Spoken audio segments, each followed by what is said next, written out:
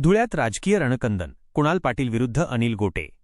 नमस्कार, मी संभाजी पगार आणि तुम्ही पाहत आहात लोकशाही माझा SP न्यूज इंडिया.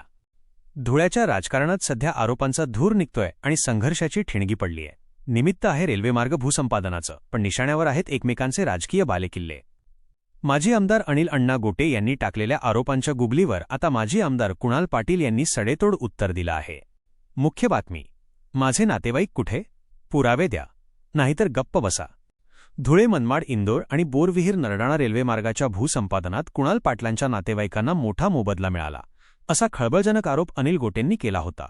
या आरोपाने जिल्ह्याच्या राजकारणात एकच खळबळ उडाली, पण आता कुणाल पाटलांनी प्रसिद्धीपत्रक काढून गोटेंना आरसा दाखवला आहे. कुणाल पाटील यांचा खणखणीत पलटवार. गोटेंचे आरोप म्हणजे पूर्णपणे बिनबुडाचा डोलारा आहेत. माझ्या कोणत्याही नातेवाईकाची जमीन या प्रकल्पात गेलेली नाही, मग मोबदला कोणाला मिळाला? गोटेंनी आधी माहिती तपासावी, मगच आरोप करावेत, असा माझा त्यांना सल्ला आहे. जनतेची सेवा हा आमचा वारसा आहे, राजकारण आमचा धंदा नाही.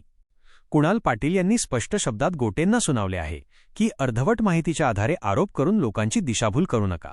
शेतकऱ्याच्या काळजाचा तुकडा असलेली जमीन जेव्हा प्रकल्पात जाते तेव्हा त्याचं दुःख काय असतं हे आम्हाला ठाऊक आहे, असंही पाटील यांनी आपल्या पत्रकात ठणकावून सांगितलं आहे. 27 जुलै 2023ला विधानसभेत आवाज उठवण्यापासून ते तत्कालीन जिल्हाधिकारी अभिनव गोयल यांची भेट घेण्यापर्यंत प्रत्येक ठिकाणी आपण सामान्य शेतकऱ्यासाठी लढलो आहोत.